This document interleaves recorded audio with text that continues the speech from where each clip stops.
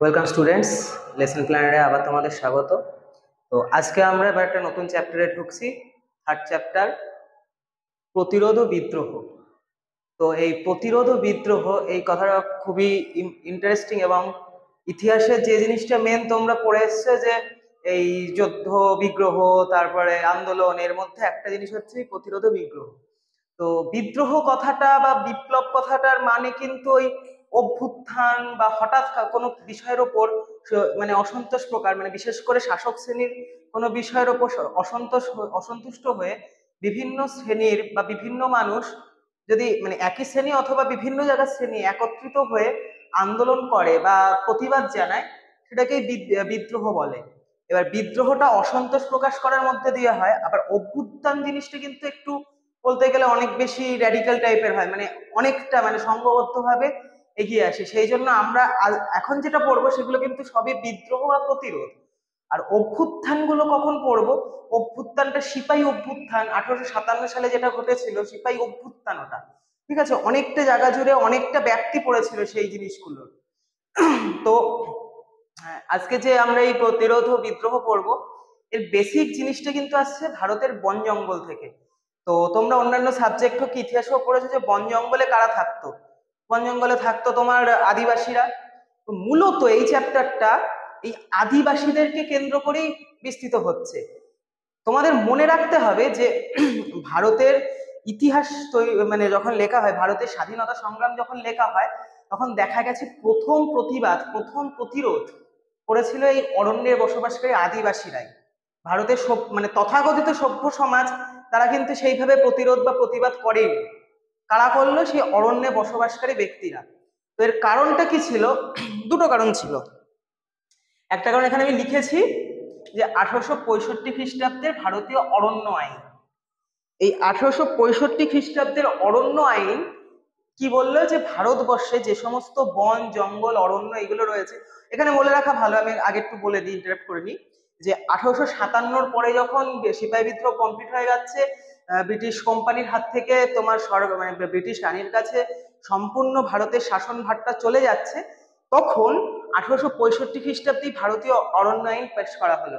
তাতে কি বলা হলো? যে ভারতবর্ষে যে সমস্ত অরণ্য রয়েছে বা বন জঙ্গল রয়েছে, তার সমস্ত সম্পদ সম্পত্তি মানে ব্রিটিশদের অধীনে থাকবে, সমস্তটাই ব্রিটিশরা নেবে।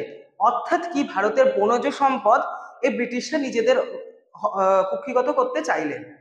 তো তারা কি করতেন? তারা সেখানকার যে জমিদার গুলো থাকতেন, আশেপাশের অঞ্চলের জমিদার বা তোমার মূলত জমিদাররাই থাকতেন, জমিদার হিন্দু মুসলিম দুই ধর্মেরই জমিদাররা ছিলেন, তারা ওই তাদের পাইকদের মারফত, পাইক বা লাঠিয়ালেদের মারফত এই বন জঙ্গল মানে প্রধানত তারা তোমার শস্য মানে শস্য বা সম্পদ খাজনা এইগুলো আদায় করতে সাধারণ প্রজাদের কাছ থেকে, তাদেরকে দিয়েই এই অরণ্যের সম্পত্তিও মানে গাছের কাঠ, তারপর তোমার বিভিন্ন ভেষজ উদ্ভিদ বা বন জঙ্গলে আরো যেগুলো থাকে তোমার বিভিন্ন জায়গায় যে পার্বত্য অঞ্চল, সেই খনিজগুলো সেগুলো তারা নিতে থাকে। তো এখানে প্রতিবাদটা কারা শুরু করবে? এই অরণ্যের বসবাসকারী ব্যক্তিরাই, কারণ তারা তো চিরকাল স্বাধীনভাবেই ওখানে বসবাস করছে। তারা ওই বন জঙ্গলে যে সমস্ত জিনিস, ছোটখাটো জিনিস, সেগুলো খেয়ে দিয়েই নিজেদের মতো করে পশু শিকার করে হোক যেভাবে হোক বসবাস করতো। তারা ভারতের মানে মূল রাজনীতির অংশ কোনোদিনই ছিল না। তো তাদের ওপর যখন এই অত্যাচার হচ্ছে, তারা সেগুলো মেনে নিতে পারছে না, স্বাভাবিক ব্যাপারই এটা।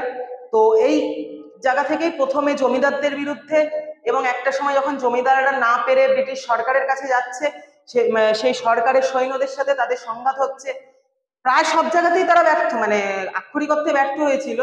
কিন্তু এইগুলোই কিন্তু ভারতীয়দের মনে যে স্বাধীনতা প্রেম বা নিজের মাতৃভূমির প্রতি প্রেম, এইগুলো জাগিয়ে তুলেছিল।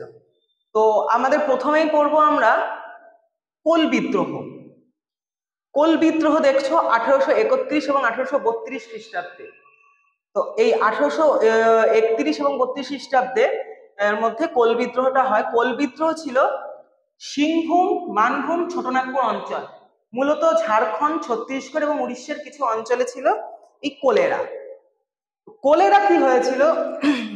কোলেদের ক্ষেত্রে একদমই সেম ব্যাপার, যে জিনিসটা তোমাদেরকে আমি এতক্ষণ ধরে বললাম, যে কোলরা মোটামুটি নিজেদের ওই পার্বত্য মানে মালভূমি কাম বন জঙ্গল অঞ্চলে তারা বসবাস করতো। তারা নিজেদের মতো তোমার কি বলে নিজেদের মতো চাষবাস করতো, পশুপালন করতো, পশু শিকার করতো, করে তারা তাদের মতো থাকতো। সেখানকার জমিদারদের ওপর যখন দায়িত্ব দেওয়া হলো যে এই বন জঙ্গলের ওপর থেকেও কর সংগ্রহ করতে হবে, তখন তারা প্রতিবাদ করে বসলো। ক্রমাগত তাদের ওপর অত্যাচার হচ্ছে, ক্রমাগত তাদের মানে থাকতে দেওয়া হচ্ছে না, তাদের ফসল নিয়ে নেওয়া হচ্ছে, তারা প্রতিবাদ করবে। তো এই প্রতিবাদটা কারা করেছিল? ছিনরাই মাংকি, সই মুন্ডা, বুদ্ধ ভগত, জোয়া ভগত। এই দুটো নাম খুব ইম্পর্টেন্ট, এই নামটাও ইম্পর্টেন্ট। বাকি তোমাদের বইতে যার যার যে যে নাম থাকুক সেগুলো অত মনে না থাকলেও এই চারটে নাম কিন্তু তোমাদের পরীক্ষায় দিতেই হবে। যে ছিনরাই মাংকি, সই মুন্ডা, বুদ্ধ ভগত, জোয়া ভগত, এরা কোল বিদ্রোহের নেতা ছিলেন। কোল বিদ্রোহ প্রথম দিকে ব্যাপ্তি পায় এবং তারা প্রায় তোমার বলতে গেলে হাজার হাজার মানে ব্যক্তিরা তারা কি করতো, ওই তীর-ধনুক নিয়ে যখনই পাইকরা আসতো বা ব্রিটিশ সরকার আসতো তাদেরকে ওই গাছের আড়াল থেকে মারতো। তো এই বিদ্রোহটা ব্রিটিশ সরকার বেশি দিন মানে মেনে নিতে পারেনি। 1831 থেকে 32, তারপর তারা ওখানে বহু মানে প্রশিক্ষিত সেনাবাহিনী পাঠালো এবং মানে বিদ্রোহটাকে নষ্ট করে দেওয়া হলো বা বিদ্রোহটাকে ভেস্তে দেওয়া হলো। এবং এনাদের মধ্যে এনারা দুজন মারা যান, এই দুজন বন্দী হন এবং পরে তারাও মারা যান। এটা গেল কোল বিদ্রোহ। কোল বিদ্রোহ থেকে তোমাদের ছোট কোশ্চেনই আসবে মূলত, আর ওই 2-3 নম্বরের প্রশ্ন আসবে। কোল বিদ্রোহ কিন্তু বড় প্রশ্ন আকারে কখনোই তোমাদের দেবে না, অত বড় এটার ব্যক্তি বা বৈশিষ্ট্য লেখা নেই তোমাদের কারোরই বইতে নেই, সিলেবাসেও নেই। এরপর হচ্ছে চুয়ার বিদ্রোহ। বইতে দেখবে যে চুয়ার বিদ্রোহটা তোমার কোল বিদ্রোহের আগে রয়েছে। আমি বোঝার সুবিধার্থে চুয়ার বিদ্রোহটা পরে বলছি, কারণ চুয়ার বিদ্রোহটা একটু বড় আছে, একটু বোঝার ব্যাপার আছে। সাল দেখেই বুঝতে পারছো যে এটা একটু আগে ঘটেছিল, 1768 থেকে 1799 খ্রিস্টাব্দের মধ্যে, 30 বছর। এখানে একটা মজার ব্যাপার আছে, চুয়ার বিদ্রোহ কিন্তু 30 বছর ধরে হয়েছে, আর এই 30 বছরের মধ্যে দুবার চুয়ার বিদ্রোহ হয়েছে। প্রথম পর্ব 1768 থেকে 1769, দ্বিতীয় পর্ব 1798 থেকে 1799। এবার চুয়ার কারা? কোলরত্না একটা উপজাতি, তুমি বুঝতে পারলে। চুয়ার কিন্তু কোনো উপজাতি নয়।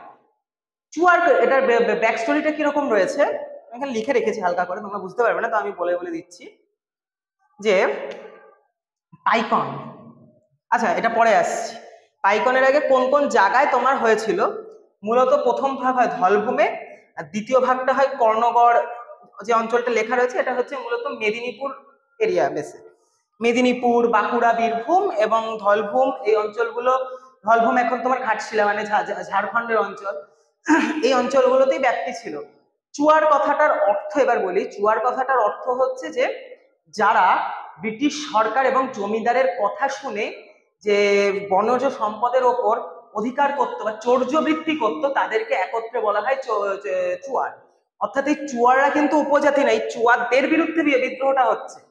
এই কোল বিদ্রোহ কিন্তু কোলরা বিদ্রোহ করছে, এবং পরবর্তীতে যেগুলো তোমাদের পড়াবো, সাঁওতাল বিদ্রোহ, মুন্ডা বিদ্রোহ, তো এইগুলো কিন্তু তারা উপজাতিরা করছে। কিন্তু চুয়ার বিদ্রোহ কিন্তু, চুয়ার মানে হলো যে চুয়ারদের প্রতি হচ্ছে এই বিদ্রোহটা হচ্ছে। তো এই চুয়ার অঞ্চলে কোন কোন উপজাতি থাকতো? কোড়া, মুন্ডারি, বাগদি, মাঝি, লোধা। এখনো এই পদবীর ব্যক্তিরা তোমরা কলকাতার দিকেও দেখতে পাবে, বিভিন্ন অঞ্চলেও দেখতে পাবে। কোড়া মুন্ডারিরা এখন আদিবাসী অঞ্চলের মধ্যেই থাকে। বাগদিও এখনকার মানে সুন্দরবন অঞ্চলেও বাগদি উপজাতি দেখা যায়। তো প্রথম পর্ব হচ্ছে 1768 থেকে 69 ঘাটশিলায়। ঘাটশিলায় কি হচ্ছে? জগন্নাথ সিংহের আন্ডারে বা জগন্নাথ সিংহের উদ্যোগে প্রায় 50,000 মানে আদিবাসী জমায়েত হয় একটা মাঠে, এবং তারা বিদ্রোহের ডাক দেয়। তারা বিদ্রোহের ডাক দিয়েছিল বলেই সেই সময় তখন মানে যে জমিদার, তাকে পালিয়ে যেতে হয় সেখানকার, এবং পালিয়ে গিয়ে সে ব্রিটিশ সরকারের কাছে যায়, এবং ব্রিটিশ সরকার সেখান থেকে বহু সংখ্যক, প্রায় এই সমসংখ্যক সৈন্য মানে উইথ আর্ম মানে বন্দুক সমেত পাঠিয়ে দেয়, এবং তারা এই বিদ্রোহটাকে সাময়িকভাবে বন্ধ করে। কিন্তু বন্ধ হয় না, ওই অঞ্চল জুড়ে এই ধরনের অত্যাচার ক্রমাগত বাড়তে থাকে, ক্রমাগত চলতে থাকে। ব্রিটিশ সরকার নিজেদের হাতের আগে মানে নিজেদের হাতে শাসনভার তুলে নিয়েছে, তো তোমরা জানোই, আরো বেশি করে করতে থাকে। এবং এখানে তোমাদের মনে রাখতে হবে যে সূর্যাস্ত আইন, সত্য বিলোপ নীতি, এই সমস্ত যে আইনগুলো, এইগুলোর মাধ্যমে জমিদারদের উপরও একটা চাপ দেওয়া হয়, যার ফলে বহু জমিদারি তোমার নিজেদের জমিদারিত্ব রক্ষার্থে অত্যাচার করতে বাধ্য হতো, এবং কেউ কেউ সেটা না পেরে জমিদারি খুইয়ে ফেলতো, নিলামে উঠতো, অন্য কেউ এসে সেই জমিদারি কিনে নিত। পরবর্তী অংশটা মানে যেটা দ্বিতীয় পর্ব চুয়ার বিদ্রোহ, সেইটারও কারণ অনেকটা এরকম। কর্ণগড়ের রানী, তিনি জমিদারি ছিলেন, তার জমিদারি কেড়ে নেওয়া হয়। তো তিনি তখন 1798 খ্রিস্টাব্দে প্রতিবাদ করে বসলেন। এই জায়গাটা মনে রাখতে হবে, এই জায়গাটা কিন্তু আদিবাসীদের থেকেও এই মানে কিছুটা বলতে গেলে প্রশিক্ষিত সৈন্যবাহিনী বা লেঠেলদের সাথে তোমার ব্রিটিশ সরকারের যে যুদ্ধ, সেটা দেখা যাবে যে কর্ণগড়ের রানী শিরোমণিকে পাওয়া যায়, গোবর্ধন দলপতি এবং চুনিলাল খাঁ রানীকে সহায়তা করে। রানীর জমিদারি নেওয়ার পর তারা প্রতিবাদটা করলেন, এবং ব্যাপক আকারে এই আমাদের যে মেদিনীপুর, তোমার ঝাড়খণ্ড এবং উড়িষ্যার কিছু অঞ্চলে ব্যাপকভাবে এর প্রভাবটা পড়লো, এবং কিছুটা আদিবাসীদের মধ্যেও গিয়ে ছড়িয়ে পড়লো।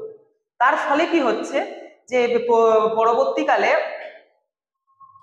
যখন রানী শিরোমণি ধরা পড়লেন, তার বিরুদ্ধে ম্যাক্সিমাম যে মানে প্রমাণগুলো, সেগুলো মানে প্রমাণিত করা গেল না। ফলস্বরূপ রানী শিরোমণিকে ছেড়ে দিতে হলো, এবং গোবর্ধন দলপতি এবং চুনিলাল খাঁকে শাস্তি দেওয়া হয়েছিল, কিন্তু গোবর্ধন দলপতিকে কোনো শাস্তি দেওয়া সম্ভব হয়নি। তো এইখানেই তোমাদের চুয়ার বিদ্রোহটা এখানে ইতি হচ্ছে। এর ইম্পর্টেন্ট JS জোসেফ বলেছেন যে চুয়ার বিদ্রোহ যে আকার নিয়েছিল, সেটি সময় মতো থামানো না গেলে ভারতে ব্রিটিশ শাসন তখনই শেষ হয়ে যেতে পারত। বুঝতে হচ্ছে যে কতটা মানে বিভৎস রকমের এই আন্দোলনটা, বা এই আন্দোলন বলবো না, এই বিদ্রোহটা ছড়িয়ে পড়েছিল। তো প্রথম দুটো বিদ্রোহ তোমাকে আজকে পড়ালাম। এই প্রথম দুটো বিদ্রোহে তোমরা যেটা বুঝতে পারছো যে অরণ্যকে কেন্দ্র করে একেবারে রুরাল এলাকার মানুষজন প্রথম প্রতিবাদ করছে, ঠিক আছে? তো তোমাদের যেরকম প্রত্যেক ক্লাসে আমি লাস্টে একটা বলি যে কি ভেবে এই জিনিসটা পড়বে, যে কেন তোমাদের এই জিনিসগুলো পড়তে হবে।